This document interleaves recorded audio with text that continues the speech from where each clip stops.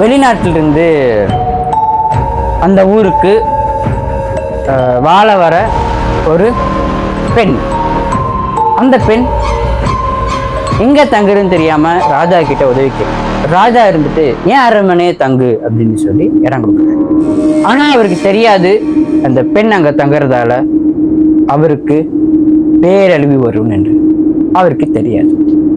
அது தெரியாம அவர் அந்த பெண்ணை அங்க வாழ வைக்கிறார். அந்த பெண்ணுக்கு அரண்மனையும் அரண்மனையில் இருக்கும் பொக்கிஷங்களும் ரொம்ப பிடிக்கும். இதனால ராஜாவை மயக்கி அந்த அரண்மனையை வாங்கிடலாம் அப்படிங்கிற ஒரு இது. ஆனா உண்மையால அங்க தங்கதா வந்தாங்களா அப்படிங்கிறது யாருக்கும் தெரியும். ஆனா அங்க உண்மையாக தங்க வரல.